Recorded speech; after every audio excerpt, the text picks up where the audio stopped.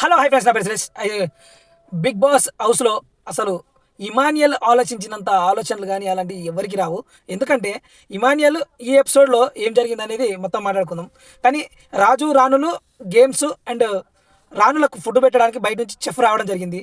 Chef వచ్చిన తర్వాత మరి అందరూ దొంగలే ఫుడ్ తినడానికి. ఎందుకంటే మరి పులావులు అండ్ మటన్ చికెన్ అలాంటివి వచ్చినప్పుడు ఊరుకుంటారా? కానీ సంజన గారు ఏం చెప్పారు? నన్ను ఒక్కదాన్ని దొంగ అంటారు, అందరూ దొంగలే ఇక్కడ చూడండి, నన్ను ఒక్కదాన్ని అంటారు, కాదు అందరూ దొంగలే అని చెప్పడం జరిగింది. కానీ ఈ విషయం పక్కకు పెడితే ఇమాన్యుయల్ గురించి అనుకుంటున్నాం కదా. ఏంటంటే ఇమాన్యుయల్ ఎక్కడైనా కొత్త కొత్త ఆలోచనలతోని కొత్త కొత్త మాటలతోని స్టార్ట్ చేస్తాడు అనమాట ఎపిసోడ్లో.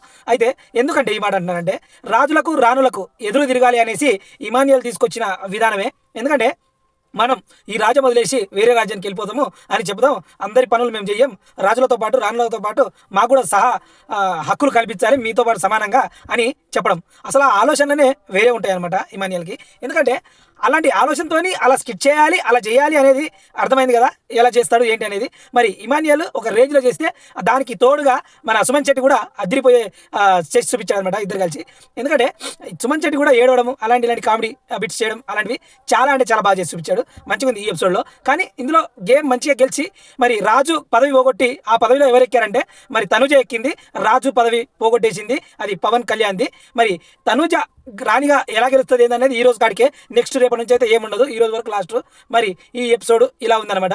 మరి ఈ ఎపిసోడ్ నచ్చినట్లయితే లైక్, షేర్, సబ్స్క్రైబ్.